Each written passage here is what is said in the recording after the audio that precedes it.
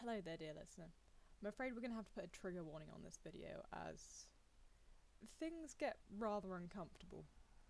And if you're triggered by assault, then this might not be the video for you. So the book plays up for comedy, but I can see how the situation that she's being put in could trigger some people, so I'm warning you now. If you have any of those issues, skip this video. The next one will probably be fine. Everyone else, just enjoy the video of the puppy for a bit longer. I say puppy, he's 13, he's an old man. And very sleepy. Right, now I just have to get myself into the headspace of all of these characters at once. Oh dear.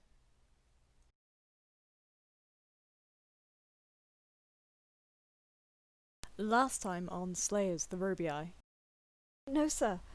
I just want to say that I'm young and I haven't had much experience with men, and I think you're really... I trailed off. Really what? Really handsome? I think you're really, Now resuming Slayers the Ruby Eye, Chapter 3, Part 2. I think you're really... He moved closer, eager to hear what I had to say, until his ear was about an inch away from my lips. You're really... A third-rate hack of a wizard with no skill! What type of waste of space would mistake a light spell for a fireball? I shouted so loud that dust fell from the rafters. How his poor ears must have rung. Zolf stumbled back, looking dazed and confused. And the room erupted with laughter.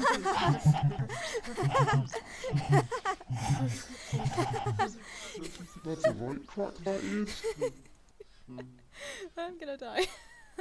Zargonis tried to hide his mirth, but his shaking shoulders gave him away.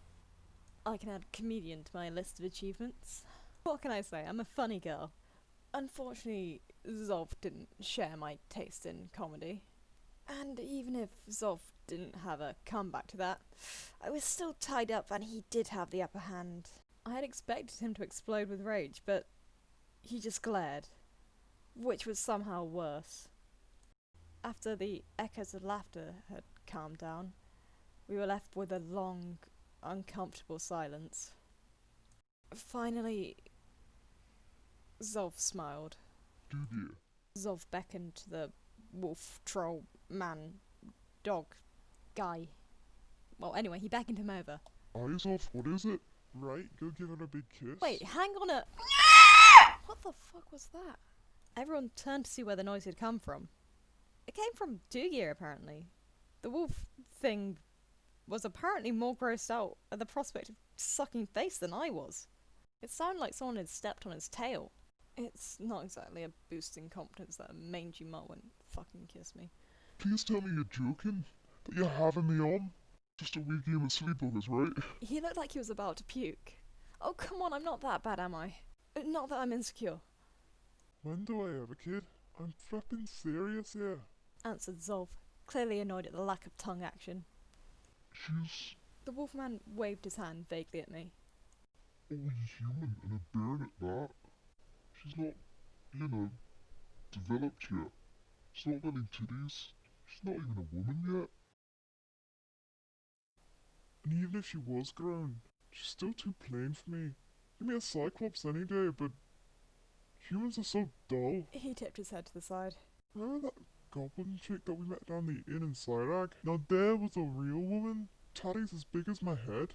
Not like this wee scrub of a lass. Come on, killing me would be a lot more humane at this point. Zargonis spoke. Mr. Zolf, I believe that Mr. Dugia would prefer not to assist you in this particular task. I mean, a human male would have had the same reaction to being asked to kiss a wolf lady. Right?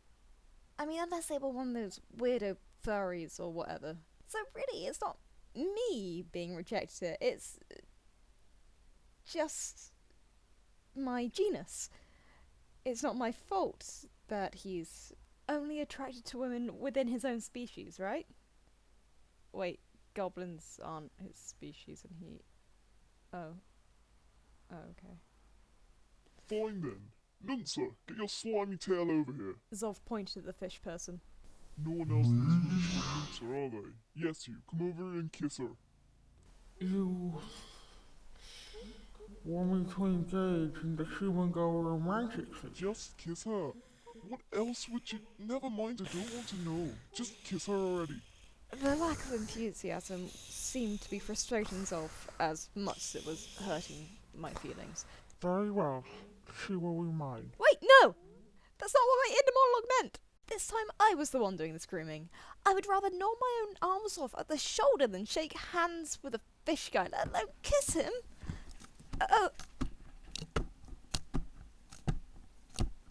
The sound of the fishman's wet feet slapping against the marble floor as he approached me turned my stomach. I'm pretty certain that what was about to happen is against the teachings of whatever god this temple was originally built for. Yes, do it. Wrap those fishy lips around that small ass's mouth. Zolf pranced around as like a one-man cheerleader squad. No, stay back! Stay away from me! Stop it! You are a very lucky human girl.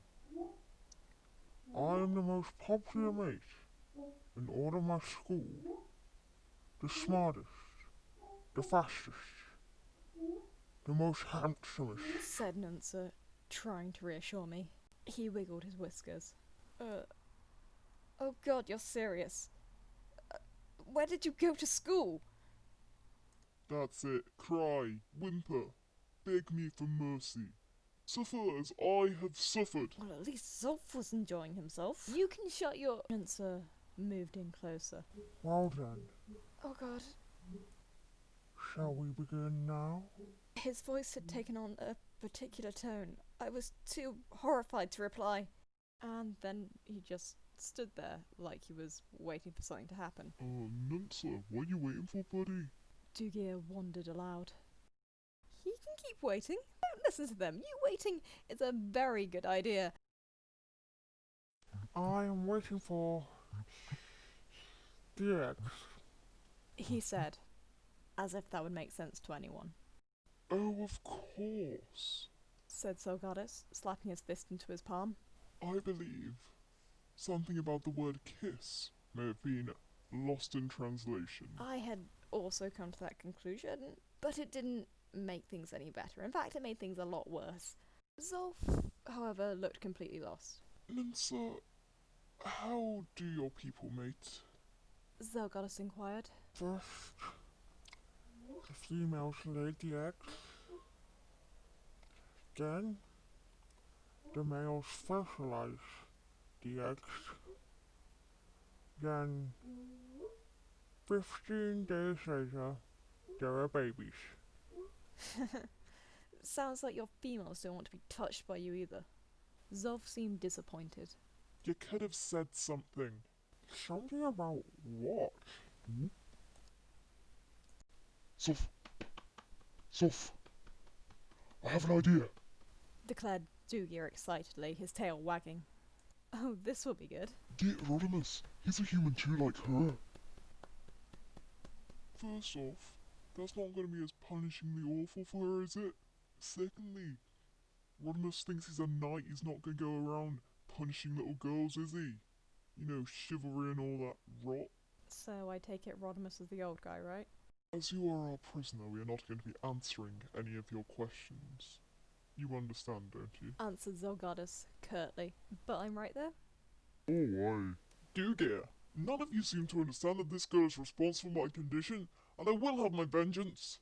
Barked Zolf. Maybe it's time to let go. No, not yet. Zolf's gaze drifted to Zelgadis. Zolf, I have no interest in making little girls cry. That put an end to that discussion. I know, but Zolf was almost in tears, and I almost felt bad for him, if it weren't for the situation. looks like I have no choice. Looks like he finally got the hint that no one was willing to... Gotta do it myself. Oh, fuck. Now then. Zolf reached into his pocket and brought forth a giant handkerchief.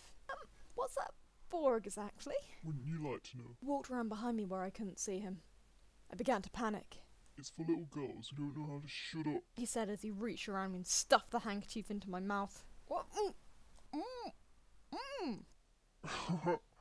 You don't have much to say now, do you? He exclaimed with joyous laughter as he circled back round in front of me.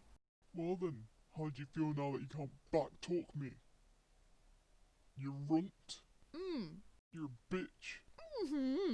Flat-chested runt bitch who's a narcissist.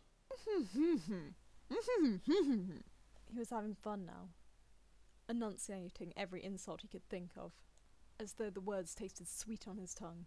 You're shrewd. Your eyes are too big for your head and it makes you look funny. He went on and on, and on and on and on and on and on and on.